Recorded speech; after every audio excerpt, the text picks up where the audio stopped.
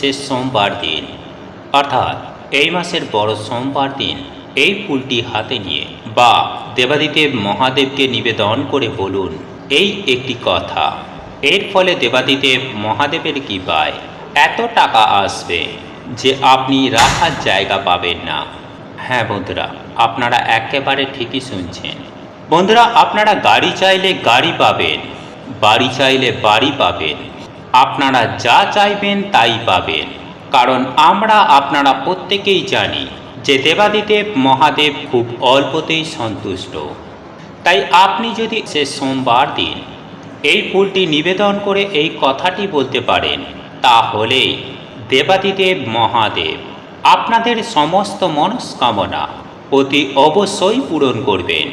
বন্ধুরা, আর সামান্য এই একটি ফুল আপনারা যদি দেবাদিদেব মহাদেবকে নিবেদন করে ভক্তি ভরে নিষ্ঠা ও ভক্তি সহকারে পুজো আরাধনা করেন, এই ফুলটি দিয়ে দেবাদিদেব মহাদেবের পুজো আরাধনা করে এই ফুলটি পুনরায় আপনি যদি আপনার কাছে রেখে দিতে পারেন, তাহলে আপনার জীবনে যেমন দুঃখ কষ্ট জ্বালা যন্ত্রণা দারিদ্রতা নাশ হবে, ঠিক তেমনই অন্যদিকে অনেক উপকার বিপদ আপদের হাত থেকেও আপনি সুনিশ্চিতভাবে রক্ষা পাবেন। তাই এই প্রসঙ্গে বিস্তারিত জানার আগে আপনাদের বলে রাখি, আপনি যদি আমাদের চ্যানেলে নতুন হয়ে থাকেন তাহলে চ্যানেলটি অবশ্যই সাবস্ক্রাইব করুন এবং পাশে থাকা নোটিফিকেশন বেল আইকনটি ক্লিক করুন। কারণ আমি বিভিন্ন প্রকার তন্ত্রমন্ত্র বশীকরণ, টোটকা, বাস্তু টিপস, জ্যোতিষশাস্ত্র, পুজো আরাধনা এবং ব্ল্যাক ম্যাজিক করা নিয়ে নিত্য নতুন ভিডিও আপলোড করে থাকি, যা প্রয়োগ করার মাধ্যমে আপনার জীবনে থাকা সকল প্রকার সমস্যার সমাধান করতে পারবেন। চলুন এইবার মূল আলোচনায় প্রবেশ করা যাক।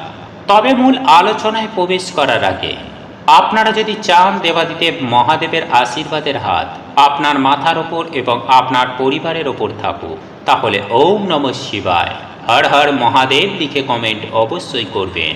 তাই এই মাসটি অত্যন্ত পবিত্র এবং কল্যাণকারী একটি মাস।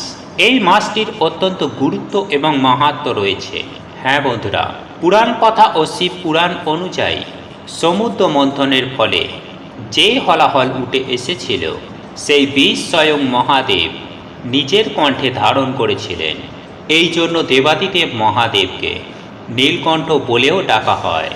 বন্ধুরা, পৌরাণিক শাস্ত্র অনুসারে এই ঘটনাটির বিবরণ আমরা কিন্তু প্রত্যেকেই জানি।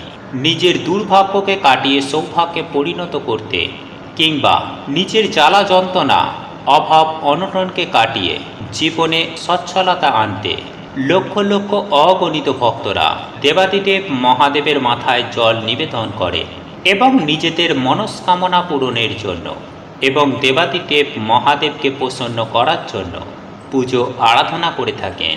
সুপ্রিয় দর্শক বন্ধুরা, আজ আমি আমার এই ভিডিওটির মাধ্যমে আপনাদেরকে এমন একটি বিশেষ ফুলের কথা জানিয়ে দেব, আর আপনি যদি সেই ফুলটি দেবাদিদেব মহাদেবকে নিবেদন করে সদা সর্বদাই নিজের কাছে রেখে দিতে পারে, তাহলে আপনার জীবনে আসা সকল প্রকার বিপদ আপদ থেকে স্বয়ং দেবাদিদেব মহাদেব আপনাদের রক্ষা করবেন এবং আপনার পরিবারের ওপর স্বয়ং দেবাদিদেব মহাদেবের আশীর্বাদের হাত সদা সর্বদাই বিদ্যমান থাকবে, যার ফলে গৃহে সুখ শান্তি সমৃদ্ধি বজায় থাকবে।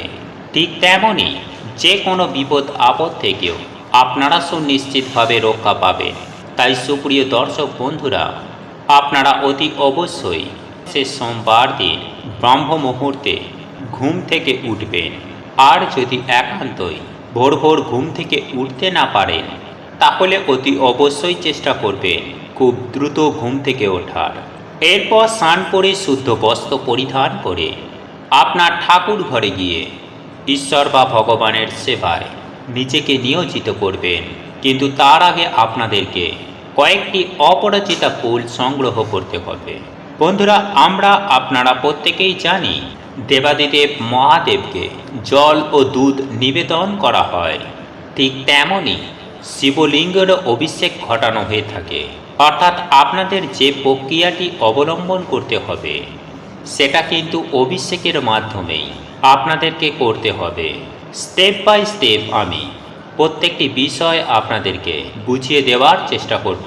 বন্ধুরা, আমি সবার প্রথমেই আপনাদেরকে জানিয়ে রাখব যে শিবলিঙ্গকে গঙ্গা জল দিয়ে ভালো করে ধুয়ে নেবেন এবং একে একে দুধ, মধু, ঘি, চিনি ও দই তথা সর্বোপরি আপনারা আবারও গঙ্গা জল দিয়ে শিবলিঙ্গটির অভিষেক ঘটাবেন। তবে এক্ষেত্রে একটি বিষয় অতি অবশ্যই মাথায় রাখবেন, এই দুধ কিন্তু কাঁচা হতে হবে। সাথে পঞ্চামৃত তৈরি করে তা অবশ্যই শিবলিঙ্গে নিবেদন করবেন।